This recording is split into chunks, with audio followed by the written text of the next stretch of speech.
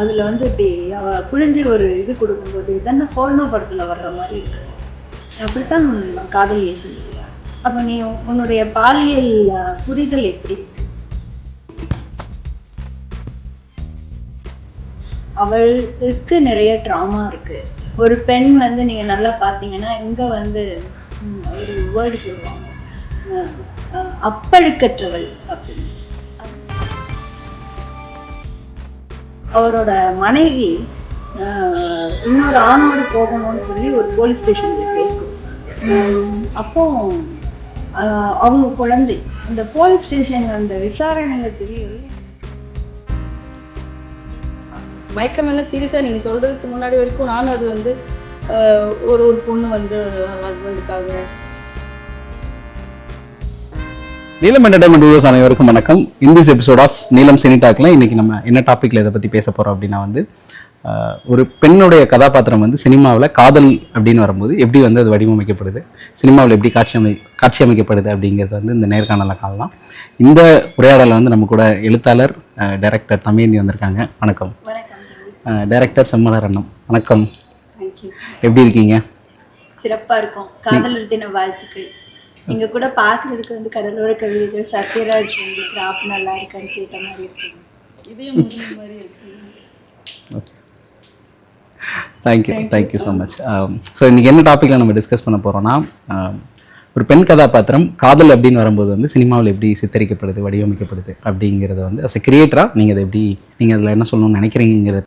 என்னை பொறுத்த வரைக்கும் குறிப்பாக தமிழ் சினிமாவில் காதல் அப்படிங்கிறது வந்து, அதுவும் பெண்களுக்கான காதல் அப்படிங்கிறது ஆண்கள் தான் தொடர்ந்து வந்து திரைமொழியில் பேசிகிட்டு இருக்கிறாங்க. ஒரு பெண் தன் உணர்வால், தன் பாலியல் சார்ந்து, தன்னுடைய நரம்பு சார்ந்து அவங்க என்ன சொல்ல விரும்புகிறாங்கங்கிறது இன்னைக்கு பெருசாக வரல. ஏன்னா அவங்களுக்கு அதிகார வர்க்கத்தில் ஆண்கள் இருக்கிறதுனால என்னதான் நாங்கள் வேலை பார்த்தாலும் ஏதோ ஒரு இடத்துல ஆணின் பார்வை மூலமாக தான் ஒரு பெண்ணுடைய மின்னுணர்வுகள் அப்படின்னு வருது. ஆணுக்கும் மின்னுணர்வுகள் இருக்கு. ஆனால் நமக்கு பொதுவாகவே வந்து நீங்கள் பழசு பார்த்தீங்கன்னா டிபி ராஜலட்சுமி அவங்களோட மிஸ் கமலா கதையிலேருந்து பார்த்தீங்கன்னா அந்த பெண் காதலிக்கிறா, அவனை தான் கல்யாணம் பண்ணணும்னு நினைக்கிறா, ஒரு டாக்டரை கல்யாணம் பண்ணுறா. பிறகு என்ன ஆகுது அப்படின்னா அந்த டாக்டர்கிட்ட போய் சொல்லிடுறா, அவர் விட்டுட்டு போயிடுறாரு. இப்போ அவளுக்கு எங்கே போகன்னு தெரியல, ஏன்னா வீட்லேயே ஏற்றுக்கல. இப்போ நேராக அவன்கிட்ட போனால் அவன் என்ன சொல்கிறான்னா, நீ ஏற்கனவே வந்து ஒருத்தனுக்கு மனைவியானவள், அதனால் நான் எப்படி உன்னை ஏற்றுக்க முடியும்னு கேட்குறான். அதுக்கப்புறம் அவள் என்ன பண்ணுறான்னா அவங்க அம்மா அப்பா கிட்ட வேற ஒரு உருவெடுத்து ஏமாற்றி கட்டிக்கிறாள். இந்த காதல் அப்படிங்கிறது நிறைய ரொமான்டிசைஸ் பண்ணப்பட்டிருக்கு. அதுவும் குறிப்பாக வந்து பெண்ணும் ஒரு விரலும் தொட்டுக்கிட்டால் பூ பூக்கவங்கல்ல, பல்லவன் பஸ் பூரா, எம்டிசி பஸ் பூரா பூவாக தான் இருக்கும். இங்கே ஸ்பரிசம் தவிர புரியப்பட்டிருக்கு.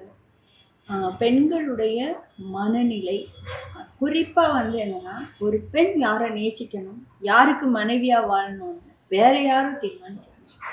அதுவும் அந்த குடும்ப கட்டமைப்பில் இருக்கிற பெரும்பாலும் ஆண்கள் மனநிலையில் இருக்கும் பெண்கள் தீர்மானிக்கிறார். எனக்கு வந்து நான் வந்து சினிமாவை ரொம்ப கமர்ஷியல் சினிமா பார்த்து வளர்ந்த பொண்ணு, அது இன்ஃப்ளூயன்ஸ் ஆகி வளர்ந்த பொண்ணு.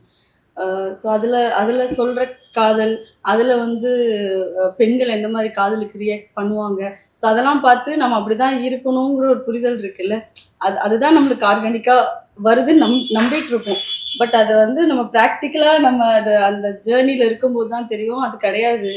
ஆக்சுவலி நம்மளுடைய புரிதலும் இல்லை நம்மளுடைய ஒரு எக்ஸ்பிரஷன் வேற ஒன்றா இருக்குது ஆர்கானிக்காக.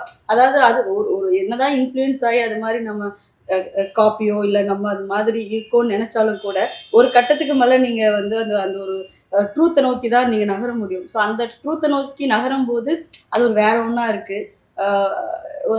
எல்லாமே ஃபீலிங்ஸ் ஆகட்டும், காதல் வெளிப்படுத்துகிற விதமாகட்டும், இல்லை அவங்க நம்மளை எந்த மாதிரி நடத்தணுங்கிற எக்ஸ்பெக்டேஷன் ஆகட்டும், எல்லாமே வேறு மாதிரி இருக்கும்போது நான் பர்சனலாக நான் ரொம்ப சினிமாவில் ரொம்ப கனெக்ஷனாக இருக்கும்போது இந்த பர்ஸ்பெக்டிவ்ல இல்லையோ அப்படிங்கிற மாதிரிலாம் எனக்கு தோண ஆரம்பிச்சுது. ஏதாவது 1, 2, 3 தான் நம்ம கனெக்ட் பண்ணிக்கிற மாதிரி இருக்குது. ஸோ எனக்கு என்ன தோணுன்னா, பெண்களுடைய இடத்துல இருந்து இல்லாட்டி அந்த அந்த மனநிலையிலிருந்து யோசிக்கிற ஆண்கள் கிட்ட இருந்து படைப்புகள் வரும்போது அது இன்னும் அதிகமாக வரும் அப்படின்னு தோணுது. அது ரிலேட் பண்ணிக்கக்கூடிய அளவுக்கு ஒரு பெண்ணுடைய காதல் வந்து சரியா ஒரு படத்துல வந்து காட்சிப்படுத்தப்பட்டிருக்கு, இல்ல அந்த படத்துல வந்து அட்லீஸ்ட் கொஞ்சமாவது அதுக்கு ரிலேட்டபிளா இருக்கு அப்படின்னா நீங்க எந்த படத்தை சொல்லுவீங்க அக்கார்டிங் டு யூ? அப்படி ஒன்று இருக்கான்னு யோசிக்கணும் அப்படிங்கிறீங்களா? இல்லை, இருக்குது. சுத்தமாக இல்லை அப்படின்லாம் சொல்ல முடியாது. சமீபத்தில் நான் ஃபயர் ஃப்ளைஸ்னு ஒரு மராத்தி படம் பார்த்தேன். அதில் அந்த பெண் வந்து மிகப்பெரிய ஒரு வழக்கறிஞரா, நிறைய உறவு சிக்கல்களை தீர்த்து வைக்கக்கூடிய ஒரு வழக்கறிஞர்களா, விவாகரத்துக்குள்ள பெண்களுக்காக பேசக்கூடிய ஒரு வழக்கறிஞரா, அதுவும் அவருடைய அது அந்த ரிலேஷன்ஷிப்பே நல்லா இருக்கும். அவரோட கணவரோட வந்து அவங்களுக்கு இருக்கு, அவங்க கணவர் அவ்வளோ நேசிப்பாங்க, அவங்க நிறைய நேசிப்பாங்க. ஆனால் அவங்க 2 பேருக்கும் எந்த ஒரு இடத்துலையும் அவளால் வந்து பாலியல் ரீதியாக கணவனை வந்து அவளால் திருப்திப்படுத்த முடியாது. என்ன காரணம்னா, அவளுக்கு ஒரு சின்ன ஒரு ட்ராமா இருக்குது சைல்ட்ஹுட்டில். இந்த சைல்டு அப்யூஸை பற்றி பேசுகிறாள். ஒரு பெண்ணுன்னா நம்ம என்ன பண்ணுவோம்னா, லோ ஆங்கிளில் கேமரா வச்சு அவள் மார்புகளை காட்டுற ஒரு சினிமாக்கள் மத்தியில் அவளுக்கு நிறைய ட்ராமா இருக்குது. ஒரு பெண் வந்து நீங்கள் நல்லா பார்த்தீங்கன்னா இங்கே வந்து ஒரு வேர்டு சொல்லுவாங்க, அப்பழுக்கற்றவள் அப்படின்னு. அப்படி ஒரு மண்ணாங்கட்டியும் எந்த பெண்ணுக்கும் இருக்காது, எந்த ஆணுக்கும் எந்த மனிதருக்குமே இருக்காது இல்லையா? ஸோ அப்போ ஏன் நம்ம அந்த மாதிரியான ஒரு கோட்ஸ்குள்ளே போயிட்டு ஒரு பெண்ணை வந்து இது பண்ணிட்டு அது ரொம்ப கேவலமான விஷயம் அப்படின்னு நினைக்கிறேன். அப்போ இந்த பெண்ணுக்கு அந்த ட்ராமா இருக்குங்கிறத புரிஞ்சுக்கிட்டு அந்த கணவன் வந்து அவளை ஹேண்டில் பண்ணுறது இல்லையா, அதுதான் ஆகச்சிறந்த காதல். அதுதான் வந்து ஆகச்சிறந்த காதல். நீங்கள் வந்து ஒருவரை ஏற்றுக்கொள்ளுதல் இருக்கு இல்லையா? இப்போ இவங்க சொன்ன மாதிரி சினிமாவில் நம்ம காட்டப்படுற ரொமான்டிசைஸ்ட் அதீதமாக நம்மளை ஈர்க்கிறதுக்காக காட்டப்படுறது இருக்கு இல்லையா? நிறைய இடங்கள்ல வந்து பார்த்தீங்கன்னா ஹீரோ வந்து கேலி பண்ணி தான் ஒரு ஹீரோயினை தன்பால் அது அவன் வந்து டீமீன் பண்ணுறான், பட் அது வந்து புரியாது. அதே மாதிரி நீங்கள் கபாலியில் பார்த்தீங்கன்னா அவர்கள் இருவருக்கும், ரஜினிக்கும் அந்த ஹீமாக்கும் இருக்கக்கூடிய அந்த காதல் இருக்கு இல்லையா, அதை வந்து அவர் வந்து என் மனைவி தான் எனக்கு முக்கியம் அப்படின்னு சொல்லும் பொழுது அந்த பெண் வந்து அதை காதல்னா என்ன, காதல்னா ஒருவரை ஒருவர் அவரவராக ஏற்றுக்கொள்ளுதல், மரியாதை, மதிப்பு, அன்பு, பாசம் இருக்கிறது தான் ஒரு அழகான விஷயம். ஆனால் நம்ம ஊரில் என்னென்னா, அதுவும் குறிப்பாக நான் திருநெல்வேலியிலேருந்து வந்ததுனால சொல்லுவேன், இங்கே காதல்ங்கிறது சாதிய கட்டுப்பாடுகளுக்கு. அப்போ இந்த மாதிரி இருக்கக்கூடிய ஒரு நிலையில் உங்களால் வந்து எனக்கு ஒன்று பிடிச்சிருக்குன்னு கூட சொல்ல முடியும். அப்போ நீங்கள் வந்து பெரிய மேடைகளில் ஏறிக்கிட்டு நீங்கள் கம்யூனிசம் எல்லாம் பேசி ஒரு புண்ணியமும் மண்ணாங்கட்டியும் கிடையாது. நீங்கள் யதார்த்த வாழ்க்கையில் மேடையிலேருந்து இறங்கி வீட்டுக்கு போகும்போது அதை மடித்து சட்டை பாக்கெட்டில் வச்சுட்டு உங்கள் வீட்டு பெண் என்னைக்காவது அந்த கூட்டங்களுக்கு வந்திருக்காளான்னு இருக்காது. ஸோ இப்படியான ஒரு சூழல் தான் யதார்த்த சூழல். நீங்கள் நல்லா பார்த்தீங்கன்னா முள்ளும் மலரும் வள்ளி, மகேந்திரனோட உதிரிப்பூக்களில் வரக்கூடிய அந்த பெண்கள் தான் நிறைய இருக்கக்கூடிய பெண்களாக இருக்காங்க.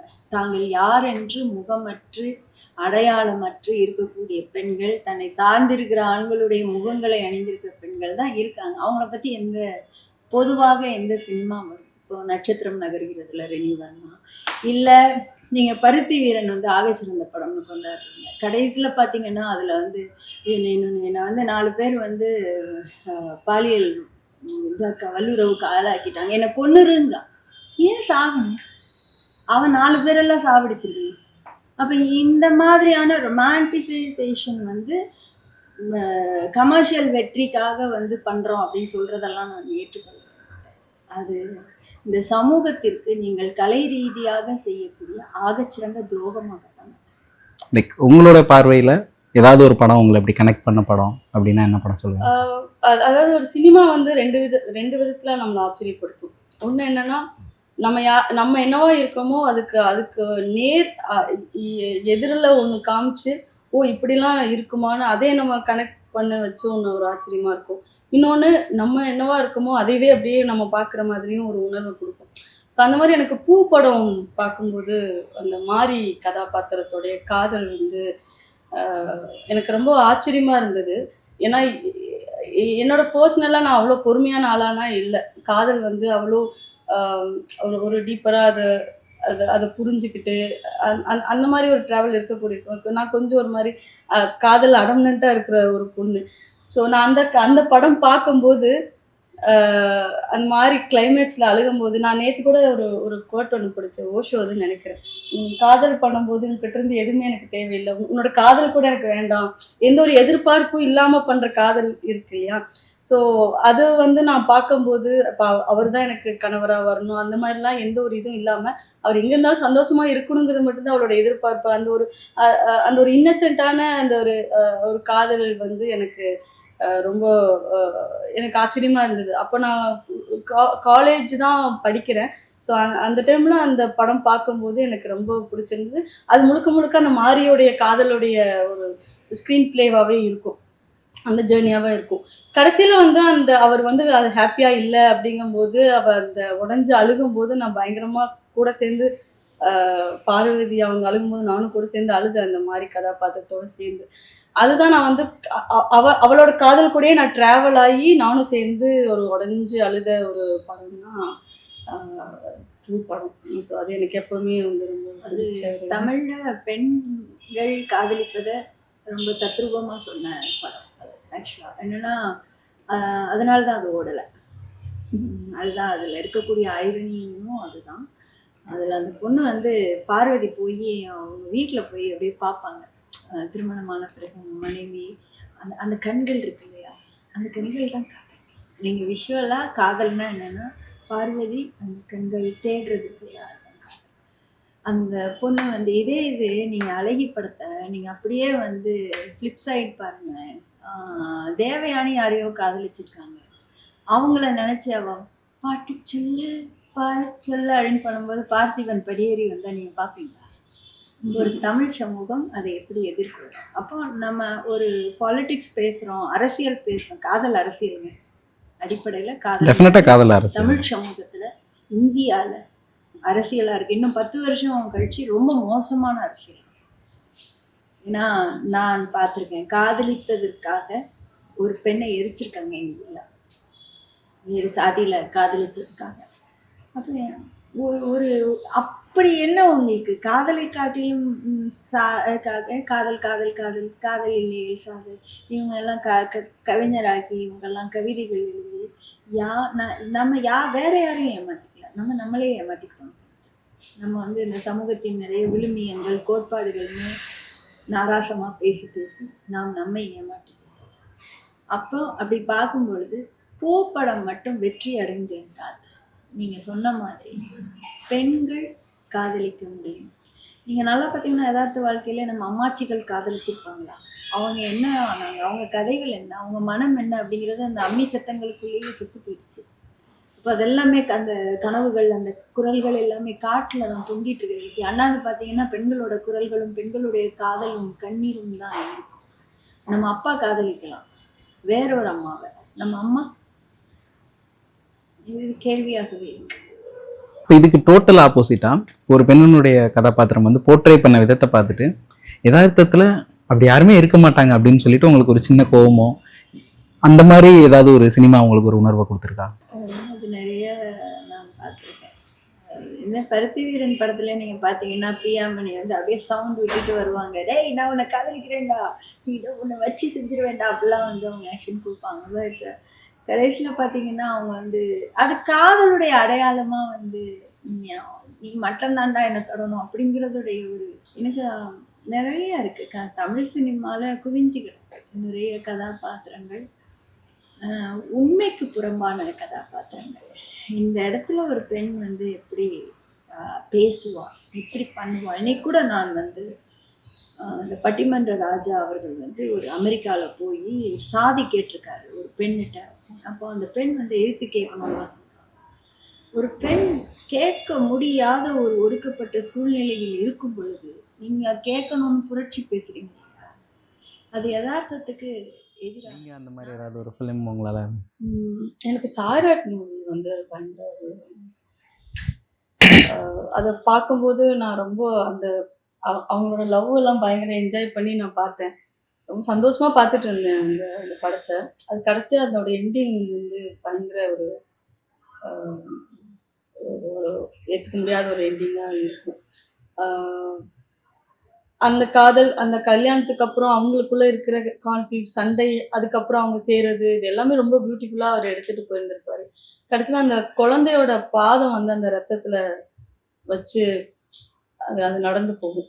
அது அந்த அந்த படம் வந்து எனக்கு ரொம்ப அதாவது லவ்வா நான் ரொம்ப ரொம்ப ரசிச்சு பார்த்துட்டு இருக்கும்போது மேம் சொன்ன மாதிரி அதுக்கு பின்னாடி இருக்கிற ஒரு ஒரு சாதிய ஒரு ஒரு ஒரு விஷயம் வந்து டக்குன்னு அந்த அந்த கிளைமேக்ஸ்ல ஒரு பெரிய ஷாக். நீங்க நீங்க படத்தை முடிச்சுட்டு போகும்போது நீங்க முன்னாடி பார்த்த அந்த ஒரு ஒரு அந்த அந்த ரொமான்ஸ் இது எதுவுமே அதை மட்டும் அந்த வெயிட்டை மட்டும் தான் நீங்க சுமந்துட்டு போவீங்க.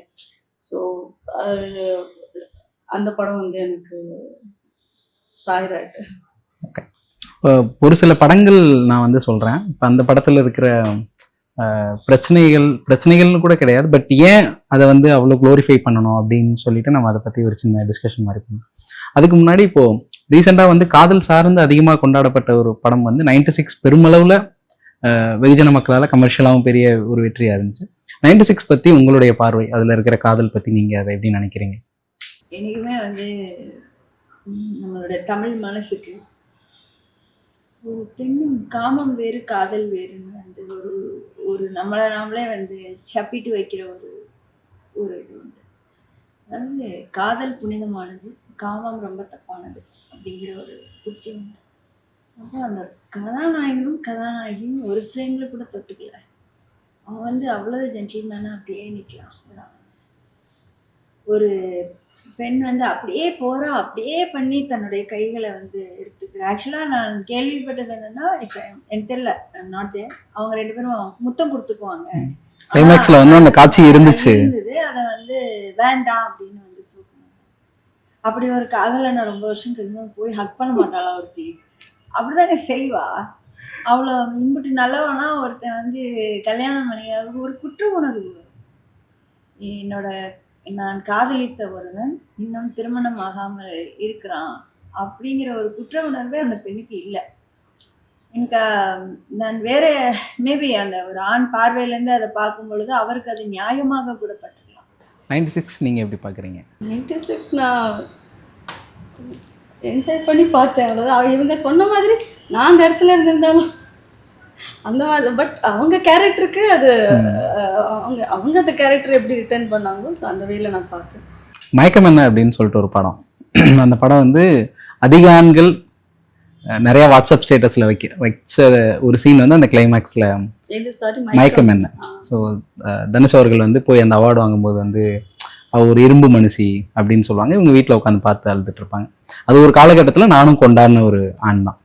ஆனால் அது ஒரு புரிதலுக்கு வரும்போது வந்து அவ்வளோ போராட்டங்கள் தாண்டி வரும்போது அவங்களுக்கு என்ன பிடிக்கும்னு அந்த படத்தில் எங்கேயுமே காமிச்சிருக்க மாட்டாங்க. அவங்களுக்கு என்ன வேணும்னு காமிச்சிருக்க மாட்டாங்க. அவங்களுக்கு எது சந்தோஷம்னு காமிச்சிருக்க மாட்டாங்க. ஆனால் கடைசியில் அந்த அவார்டு வாங்கும்போது மட்டும் அந்த இரும்பு மனுஷின்னு சொல்கிற அந்த 2 கண்ணீர் துளிகள் வந்து புனிதமாக காமிச்ச மாதிரி ஒரு கட்டத்துக்கு அப்புறம் நான் அதை உணர்றேன். மயக்கம் என்ன நீங்கள் எப்படி பார்க்குறீங்க? இல்லை, மயக்கம் என்ன வந்து இப்போ நீங்கள் சொல்லும் போது நீங்கள் ஆல்ரெடி இந்த இதை பற்றி சொன்னீங்க. மௌனராகமும் நான் பார்த்தேன்.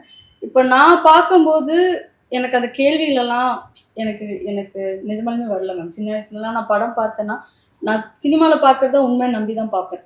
அவங்க சொல்கிறது தான் அது எல்லாமே ரியல். அது அது வந்து ஒருத்தங்க டைரக்ட் பண்ணுறாங்க, எழுதுறாங்க, அப்படிலாம் தெரியாதுல்ல ரொம்ப சின்ன வயசில்.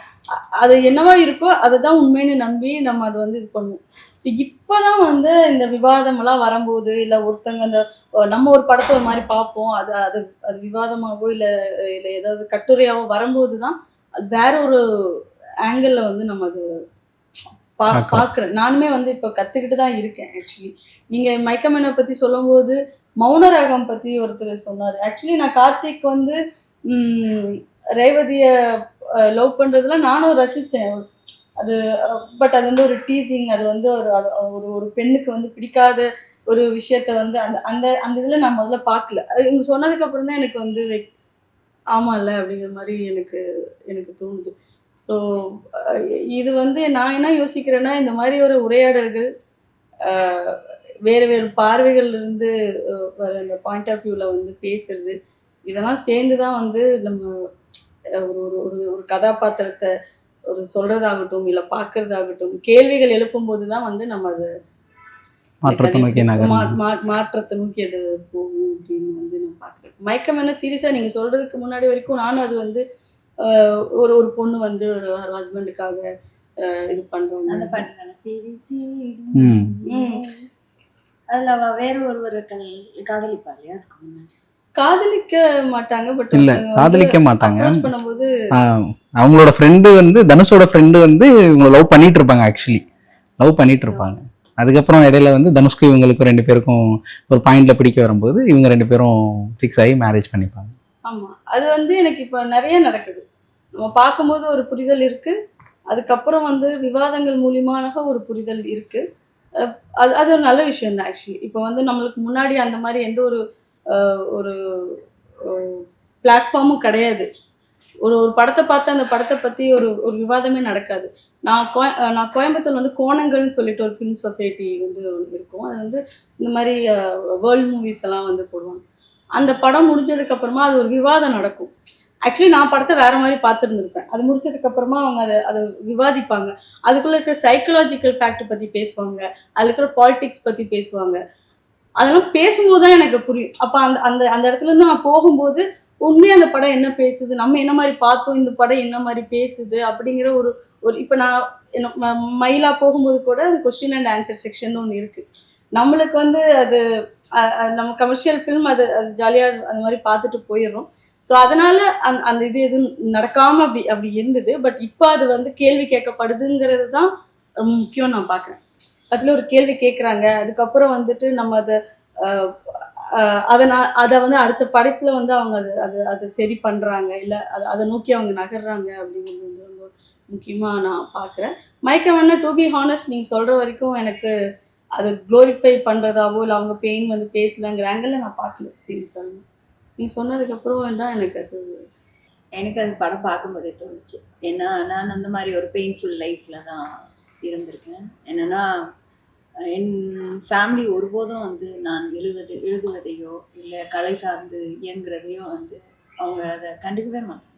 குறிப்பாக என்னோடய அம்மாலேருந்து ஆரம்பிக்கிற விஷயம் அவங்களுக்கு இது பிடிக்காது. ஒரு ஒரு டீச்சராக இருக்கலாம்ல, நீ 9 மணிக்கு போனால் 5 மணிக்கு வந்துட்டு பிள்ளைங்களை பார்த்துட்டு பேப்பர் திருத்திட்டு 2 மாதம் லீவு, கை நிறைய சம்பளம், அதெல்லாம் விட்டுட்டு ஒரு நிரந்தரம் இல்லாத வருமானத்தில் நீ ஏன் வந்து தத்தளிச்சிட்டு இருக்கணும் அப்படிங்கிறத அது வந்து கோபமாக ஆயிடுச்சு. அப்புறம் அது மதம் சார்ந்து நிறையா கேள்விகள், ஏன் வந்து சினிமாவில் இருக்கணும், ஏன் அதை பண்ணணும் அப்படிங்கிற கேள்விகள்லாம் வந்து ஏதோ அவங்க என்கிட்ட கேட்டால் என்கிட்ட இது என் வாழ்க்கை, நான் தேர்ந்தெடுத்தது, அது கஷ்டமோ சந்தோஷமோ அதை நான் அனுபவிக்கிறேன். ஆனால் இந்த பார்வையாளர்கள் மாதிரி சுற்றி வந்து சுற்றமும் குடும்பமும் உட்காந்துக்கிட்டு நீங்கள் என்னதான் வந்து செஞ்சாலும் என்னதான் இது பண்ணாலும் அது நல்லா இருக்குன்னு கூட சொல்லுவேன், அந்த ஒரு வார்த்தை கூட இருக்காது. அப்போ அந்த பெண் வந்து தனுஷ்காக அவள் வந்து அந்த என்ன சொல்லுவேன், ரொம்ப நல்ல மனைவியாக தானே வேலைக்கு போய் அவன் என்னதான் வந்து பண்ணாலும் அவனோட புகைப்படத்தை எடுத்து அவன் வந்து ஒரு இன்டர்நேஷ்னல் காம்படிஷனுக்கு அனுப்பி அதெல்லாம் வந்து பண்ணி கடைசியில் வந்தவொடனே அப்போ மட்டும் தலைவருக்கு தெரிஞ்சிருந்தா, அப்போ மட்டும் அந்த ரியலைசேஷன் எங்கே வருது? அப்போ இந்த பயணத்தில் நீங்கள் எல்லாரும் இருக்க மாட்டீங்க. அந்த வெற்றி பெறும் தருணத்தில் கோப்பையை பிடிக்கும்போது சரி போனால் போது ஒரு வார்த்தை சொல்லுங்க. ஏன்னா இங்கே நிறைய மேடைகளில் பார்க்குறீங்களா, இது வந்து என்னோடய ஒய்ஃபும் அதில் இருக்கிறாங்க அப்படின்னு. வெளிப்படையாக ஒரு காதல் பயணம்ங்கிறது இருவர் இணைந்தது. நீங்கள் அதில் இருவருடைய சுயமும் எந்த இடத்துலையும் அடியாகாமல் நீங்கள் எப்படி கைகோத்து போகிறீங்கிறது தான். எப்போவும் நம்ம சந்தோஷமாக இருப்போம்னா அது கிடையாது. நமக்கு நிறையா கருத்து வேறுபாடு வரும், சண்டை. ஆனால் அந்த அங்கீகாரம் இருக்கு இல்லையா, சக மனுஷியா, அது வந்து அந்த படத்தில் வந்து ரொம்ப அது எனக்கு ரொம்ப கனெக்ட் ஆச்சு. அதனால் எனக்கு அது வெறுப்பாக இருந்தது. எனக்கு மயக்கம் என்ன பார்க்கும்போது பார்க்க சொன்ன மாதிரி எனக்கு அந்த ஒரு புரிதல் இல்லை, டெஃபினட்டாக கிடையாது. ஏன்னா அந்த படத்தை நானும் பயங்கரமான ஒரு காதல் படம், ஏன்னா ஒரு ஆணும் பெண்ணும் காதல் பண்ணாங்க இல்லை கல்யாணம் பண்ணாங்கன்னா கடைசி வரைக்கும் சாகிற வரைக்கும் சேர்ந்து வாழ்றதான் காதல்னு நம்பின ஒரு காலம். இப்போ அது கிடையாது. அதில் அந்த ஒரு சீனில் வந்து அவங்க ப்ரெக்னெண்ட்டாக இருப்பாங்க, பயங்கர ஒரு ப்ரெஷர்னால அவங்களுக்கு வந்து அது அபார்ட் ஆயிரும். ஆக்சுவலி அது கூட ஒரு வீட்டில் இருக்கிறவர் வந்து புரிஞ்சுக்காம அடுத்த நாள் அந்த பிளட்டே இவங்க தான் க்ளீன் பண்ணுவாங்க. அந்த ப்ரெஷர் ஒரு பாயிண்ட் ஆஃப் டைம்ல அவங்க கிட்ட எக்ஸ்பிரஸ் பண்ணும்போது கூட அவங்களுக்கு அந்த இடத்துல அந்த டயலாக் இருக்காது, ஒரு எக்ஸ்பிரஷன்ல ஒரு அந்த மாதிரி தான் இருக்கும். எனக்கு அது இப்ப நினைச்சா ஆச்சரியமா இருக்கு. அப்ப ஏன் அந்த கோவத்தை கூட வெளிப்படுத்தல? வீட்டுல ஒரு கல்யாணம் ஆன உங்க ஹஸ்பண்ட் இப்படி ஒண்ணு நடந்துருச்சு, அது ஏன் வந்து அந்த வார்த்தைகளை விவரிக்க முடியாம கூட திருப்பி ஏன் அக்செப்ட் பண்ணிக்கிற ஒரு இடத்துக்கு அந்த சீன் அப்படி இருந்துச்சு அப்படிங்கிறது எனக்கு ஒரு அப்படிதான் நிறைய பெண்களை நான் பார்க்குறேன். அவங்களுக்கு வந்து நிறைய காயப்பட்டிருப்பாங்க. நானே அப்படிதான் இருந்திருக்கேன். நிறைய காயப்பட்டுருவோம். நிறைய கணவனாலன்னு இல்லை, நான் என்ன சொல்றேன்னா உங்க சுற்றம் சூழல் எல்லாமே வந்து காயப்படுத்தும். ஆனா உங்களால வந்து அந்த காயத்தை தொடச்சிட்டு தான் போக முடியுமே தவிர நீங்க மற்றவர்கள் வீசின சொற்களை வந்து என்னால் வந்து எதுவும் செய்ய முடியாது. அப்போதான் சௌரியமாக நம்ம புத்தகங்கள் படிக்கிறதுனால புத்தர் சொன்னார், நம்ம அவங்க வீசுகிற வார்த்தையை நம்ம வச்சுக்கிட்டாதான் அது நம்மளோடது, அதை நம்ம ஏற்றுக்கலன்னா அப்போ அது அவங்ககிட்டே இருக்குது அப்படின்னு சும்மா சுய சால்ஜாப்பு சமாதானங்களுக்குள்ளே போய் அது ரொம்ப கொடுமையான ஒரு விஷயம். ஏன் அந்த பெண் சொல்லலைன்னா வேறு எந்த பெண் சொல்லி இருக்கிறார்? நான் பெரும்பாலும் ஒரு இதாக சொல்லலை. ஆனால் நான் அறிந்த பெண்கள், என் வயது பெண்கள் எல்லாரும் அவங்க உடல்ல எனக்கு இவ்வளோ பிரச்சனை இருக்கு, ஏன் ஒரு குழந்தை வேணுமா வேண்டாமான்னு கூட ஒரு ஆண் தான் தீர்மானிக்கிறாங்க, அல்ல அவங்க ஆணுடைய அம்மா தீர்மானிக்கிறாங்க, இல்லை ஒரு குடும்பம் தீர்மானிக்குது. அந்த பெண்ணுக்கு அது வந்து உடல் ரீதியாக வந்து ஒரு அவள் அந்த குழந்தையை சுமக்கிறதுக்கு ஏற்றுக்கிறதுக்கு அந்த மனநிலை இருக்கா அப்படிங்கிறதெல்லாம் வந்து நம்ம பெரும்பாலும் வந்து செம்மலர் சொன்னோம், உரையாடல்கள் வேணும். இது எனக்கு கஷ்டமா இருக்கு அப்படின்னு நான் சொன்னா நீங்க வந்து ஆங்கிலத்தில் வந்து சொல்லுவாங்க stepping in to one shoes. அந்த மாதிரி நீங்க என்னுடைய காலணிகளுக்குள்ள வந்து பார்த்தாதான் அது ஏன் உனக்கு வலிக்குதுன்னு தெரியும். எனக்கு நம்ம இதுல நிறைய என்னன்னா 5 வயசுல போட்ட செருப்பை 50 வயசுலயும் போட சொல்லுவாங்க. அதுதான் பிரச்சனை. ஆக்சுவலி எனக்கு நான் மயக்கமண்ண படம் ரொம்ப நாளைக்கு முன்னாடி பார்த்தேன். எனக்கு மயக்கமண்ண கேட்கும்போது கூட எனக்கு அந்த அந்த கிளைமேக்ஸ் அதுதான் இப்போ நீங்கள் சொல்லும் போது தான் எனக்கு அந்த அந்த காட்சி வந்து முன்னாடி வருது. எனக்கு பர்சனலாக அந்த காட்சி வார்த்தைகள் இல்லாமல் தான் ரொம்ப இம்பேக்ட் ஆகுது. அவங்களுடைய உடல் வெளிப்பாடு இருக்குல்ல, சில நேரங்கள் வார்த்தைகளை விட நம்மளுடைய உடல் வெளிப்பாடும் நம்மளுடைய அது நம்ம பெயின்ஃபுல்லாகவும் நிறைய ஒரு அர்த்தமாகவும் இருக்கும். மயிலா படத்தில் கூட அப்படி ஒரு காட்சி நான் வார்த்தைகளே வைக்கல, அது ஒரு உடல் மொழியாக மட்டும் வெளிப்படுத்துகிற ஒரு ஒரு இதுவாக தான் வந்து வச்சுருந்தேன். எனக்கு அது வார்த்தைகள் இல்லாமல் இருக்கிறது தான் அவ வந்து பேசாதங்கிற மாதிரி ஒரு ரியாக்ஷன். அதை விட என்ன ஒரு எனக்கு தெரியல, நான் ரொம்ப நாள் ஆச்சு நீங்கள் சொல்லும் போது எனக்கு அந்த விஷுவல் வருது. அந்த அந்த அந்த குறிப்பாக அந்த சீனில் எனக்கு அவங்களுடைய பர்ஃபார்மன்ஸில் அந்த வார்த்தைகள் இல்லாமல் அவங்களோட எக்ஸ்ப்ரெஷனில் மொத்தமும் தெரியும். நீங்கள் அதை வார்த்தை போட்டால் தான் அந்த இடத்துல வந்து அது செதஞ்சிருக்கும்னு எனக்கு தோணுது. நீங்கள் சொல்லலாம் வார்த்தை சில நேரங்களில் நம்ம நம்ம நம்ம கணவரோடையோ இல்லை யாருக்கூடையோ சண்டை போடும்போது சின்ன சின்ன விஷயங்களுக்கு நம்ம பேசலாம், ஆனால் மிகப்பெரிய ஒரு விஷயத்துக்கு நம்ம வார்த்தை இல்லாமல் தான் போகும். ஆனால் எனக்கு என்னென்னா அந்த கடைசியில் சொல்லுவாங்கல்ல, அப்போ நானாக இருந்தேன்னா அந்த டிவி ஆஃப் பண்ணிட்டு ஃபேஸில் க்ளோஸப் வச்சுட்டு படத்தை வச்சேன். டாக்ஸிக்காக இருப்பாங்க, அவருக்கு வேற ஒரு அஃபேர் இருக்கும், இவர் வீட்டில் வந்து இவங்க ஒய்ஃபுக்கு என்ன தேவை அப்படிங்கிறத பற்றி எதுவுமே கன்சிடர் பண்ண மாட்டார். ஆக்சுவலி மணிகண்டன் கேரக்டர் வந்து அவங்க அப்பா கேரக்டர் மதிக்க மாட்டார், என்ன நீ இப்படி இருக்க அப்படின்னு. பட் மணிகண்டன் காதலில் வரும்போது வந்து அவருமே அப்படி தான் இருப்பார், ஒரு சரியான புரிதல் இருக்காது, அந்த பெண்ணுக்கு என்ன தேவை எப்படி ட்ரீட் பண்ணணும் அப்படின்னு. பட் ஒன் பாயிண்ட் ஆஃப் டைமில் வந்து எனக்கு அந்த படத்தில் எது ரொம்ப பிடிச்சிருந்ததுன்னா, இந்த பொண்ணு வந்து இந்த ரிலேஷன்ஷிப் வேண்டான்னு சொல்லும்போது மணிகண்டன் கேரக்டர் ரொம்ப டாக்ஸிக்காக மாறி நான் சூசைட் பண்ணிடுவேன்னு ஒரு மிரட்டிகிட்டே இருக்கும்போது இப்போ இந்த பொண்ணு வந்து ஒரு டைலாக் சொல்லுவாங்க, உங்கள் அப்பாவுக்கு நீ உங்கள் அம்மா கிட்ட செகண்ட் சான்ஸ் கேட்பையா அப்படின்னு சொல்லிட்டு. அதுக்கப்புறம் தான் அந்த ஆண் கதாபாத்திரம் வந்து அவங்க டிஸ்டர்ப் பண்ணாமல் இருக்கும். ஸோ இது வந்து எனக்கு அந்த படத்தில் பிடிச்சிருந்தது. லைக் அந்த படத்தை பற்றி அதுதான் நான் சொல்கிறேன். அது ஏன் நடக்குதுன்னா அவன் அது வரைக்கும் அந்த அந்த ஆங்கிளில் யோசிக்காமையே போகிறது இருக்குல்ல, இது ஒரு ட்ரிகர் பாயிண்ட் இந்த இடத்துல யோசிக்க வைக்கும்போது தான் நம்மளும் அப்படி தான் இருக்கோம். இல்லை அந்த அந்த அந்த அந்த விஷயத்தையே பார்க்காம இருக்கிறது இல்லை. இப்போ எல்லா ஃபேமிலியிலும் அப்படி தான் நடக்குது. அது அது வந்து பார்க்க வேண்டிய தேவையில்லை. ஒன்று அது அது பார்க்குற அந்த அந்த ஒரு சென்ஸும் அவங்களுக்கு இல்லை, அவங்க பாட்டுக்கு அது போன போக்கில் போகிறாங்க. இந்த மாதிரி சூழ்நிலைகளோ இல்லை யாராவது மனிதர்களையோ அது திரும்பி பார்க்க வைக்கும்போது, உங்களே கேள்வி கேட்கும்போது நீங்கள் யாருன்னு ஒன்று நம்ம யாருன்னு நம்மளே திரும்பி பார்க்கணும், இல்லை வேற யாராவது ஒருத்தங்க நீ இப்படிதான் சொல்லும் போது அதை அக்செப்ட் பண்ணுறது அங்கே ஆக்சுவலி பியூட்டிஃபுல்லான ஒரு விஷயம்.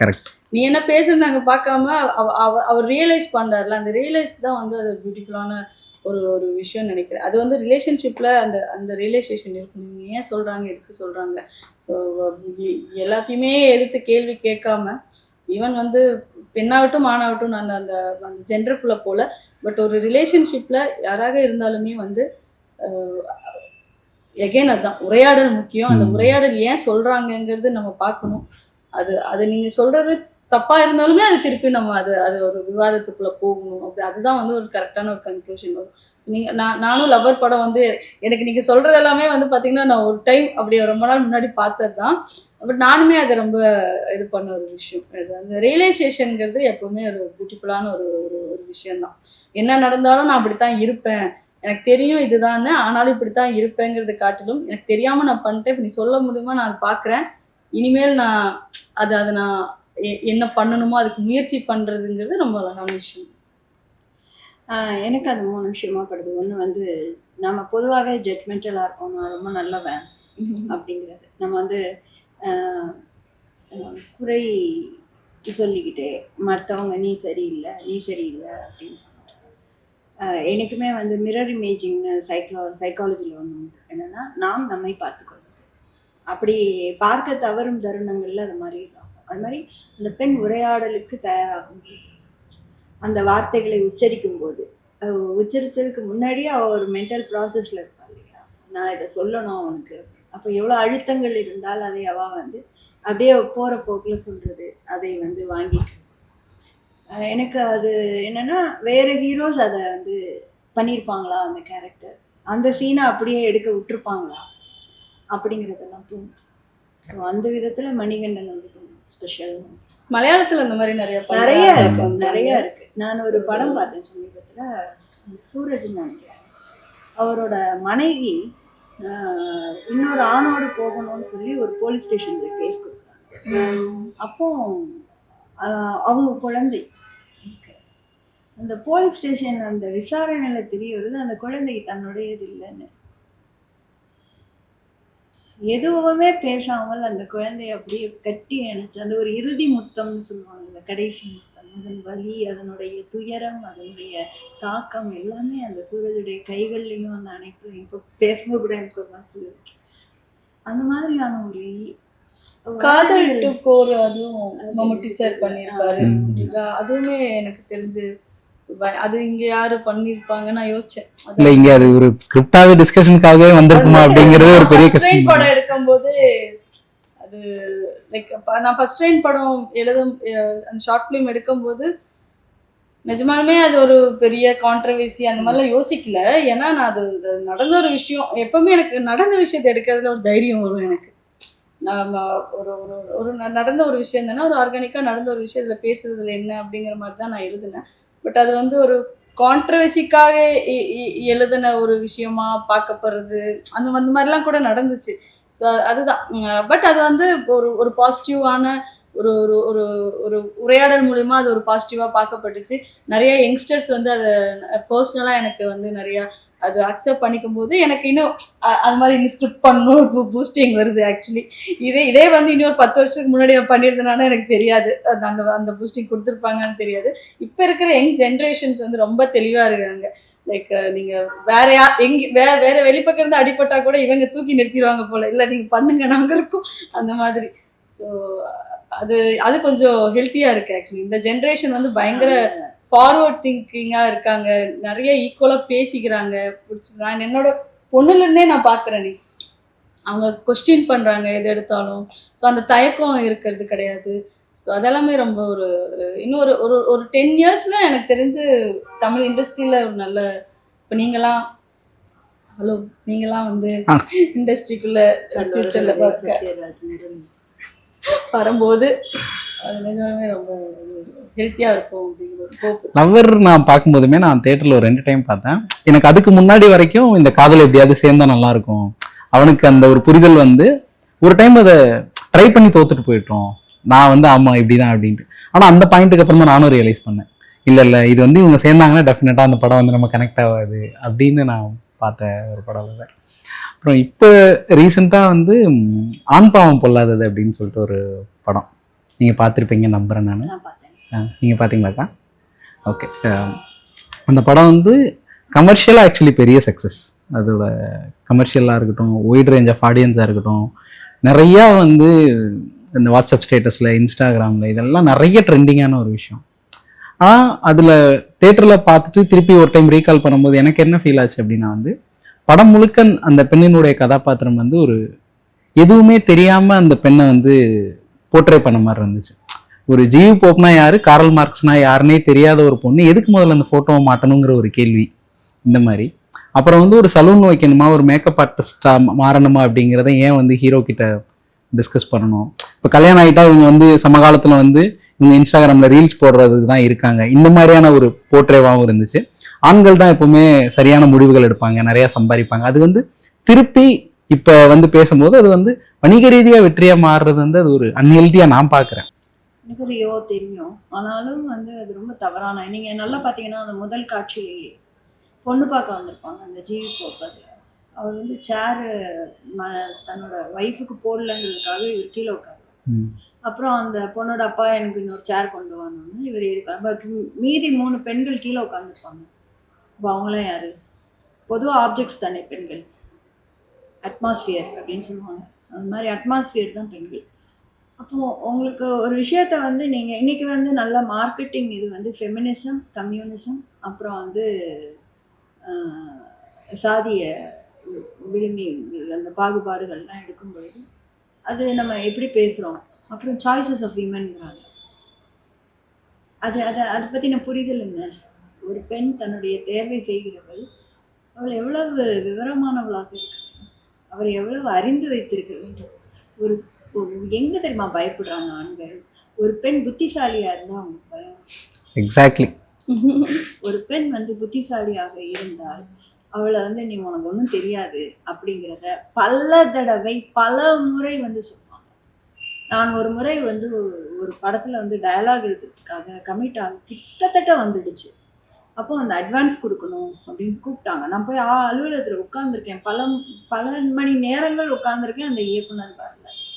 அப்புறம் அந்த தயாரிப்பாளர் சொல்கிறாரு, இல்லைம்மா இயக்குனர் முன்னாடி வச்சு கொடுக்கணும்னு நினைக்கிறாரு, நீங்கள் போயிட்டு நாளைக்கு வாங்க, நான் அந்த நேரம் சொல்கிறேன். நீங்கள் கடுமையான ஒரு பண தட்டுப்பாடு இருக்கக்கூடிய ஒரு நேரம். நான் சரின்னு சொல்லிட்டு கொஞ்சம் ஏமாற்றத்தோட வந்து கிளம்பி பேருந்து நிலையத்தில் வந்து நிற்கிறேன். அந்த டேரக்டருக்கு கால் பண்ணுறேன், நீங்கள் கிளம்பிட்டீங்க, என்னை மன்னிச்சுக்கோங்க, சாரி, எனக்கு வந்து ஒரு சின்ன, நான் வெளிப்படையாக உங்கள்கிட்ட சொல்கிறேன், என்னோட மனைவிக்கு பெண்களோடு வேலை பார்க்குறதுக்கு பிடிக்காது, அதனால் நான் வேறு ஆளை பார்க்குறேன்.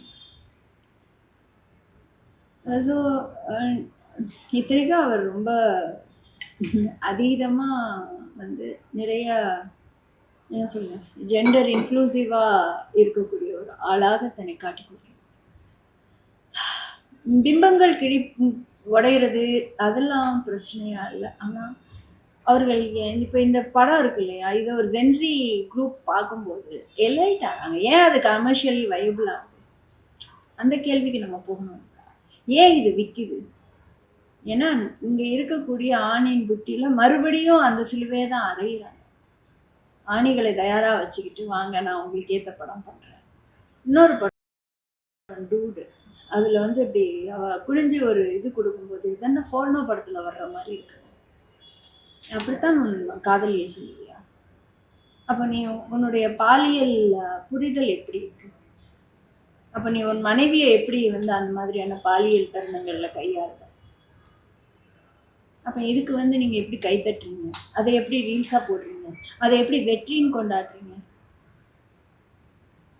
எனக்கு அந்த படத்துடைய தயாரிப்பாளர் ஒரு பெண்ணாக இருக்காங்க. அவங்க இந்த காட்சியை எப்படி அனுமதித்தாங்க? ஒரு ஆக்டரோட நான் பேசும்போது இந்த காட்சியெல்லாம் பார்த்துட்டு நான் மறுத்துட்டேன்னு சொன்னார்.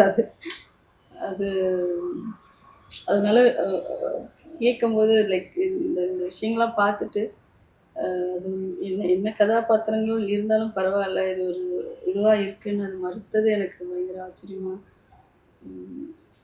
ஒரு ஹெல்த்தியான விஷயமா இருந்தது அது பார்க்கும்போது. என்னென்னா இப்போ நான் சொல்கிறேன் என்னென்னா, அவங்கள அக்யூஸ் பண்ணுறதாக இல்லை, அவங்க வந்து ஒரு உரையாடலுக்கு நம்ம கூட வரணும். நம்ம எங்கே இந்த இந்த இந்த ஒரு மாதிரியான ஒரு உளவியல் கருத்து எங்கேருந்து எங்களுக்கு வருதுங்கிறத அவங்க புரிஞ்சுக்கணும். இரு கைகள் இணையணும். அதான் இன்னொரு படம் அப்படி தான். அதாவது ஆண் பாவம் பொல்லாது வந்து இந்த மாதிரி பெண்களை இப்ப கேலி பண்றது மூலியமா அந்த மாதிரி பேசுறவங்க எல்லாத்தையுமே அந்த மாதிரி தான் வெளியிலயும் பார்க்க ஆரம்பிப்பாங்க ஆக்சுவலி.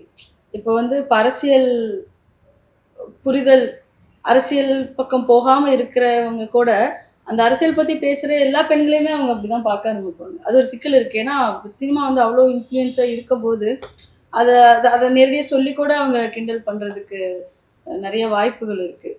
ஸோ அது இது ஒரு சாரா மட்டும் இருந்த மாதிரி எனக்கு ஒரு அதுல இன்னும் ரொம்ப நீங்க சொன்ன பாயிண்ட் நான் எப்படி பாக்குறேன்னா, ஒரு ஒய்டர் ரேஞ்ச் ஆஃப் ஆடியன்ஸ் கிட்ட போய் சேரும்போது வந்து ஒரு பெண்ணுக்கு வந்து விஜய் அப்படிங்கிற நடிகர் வந்து படத்துல கம்யூனிசம் அப்படிங்கிற வார்த்தை பேசுனதுனால தானே உனக்கு தெரியுது அப்படிங்கிற ஒரு டயலாக்கும், தரமணி படத்துல ஆண்ட்ரியா ஸ்மோக் பண்ணதை பார்த்து தான் நீ ஸ்மோக் பண்ற அப்படிங்கிறது வந்து அப்ப அந்த சினிமா மூலமா மட்டும்தான் அவங்களுடைய வாழ்க்கை முறையே இருக்க போகுதா அப்படின்னு கேட்டா கிடையாது. இப்ப தமிழக சொன்ன மாதிரி ஒரு புத்தகம் மூலமா அவங்க கம்யூனிசம் தெரிஞ்சிருக்கலாம், அவங்களுடைய வாழ்க்கை முறையில வேற யாராவது ஒரு உரையாடல் மூலமா தெரிஞ்சிருக்கலாம்.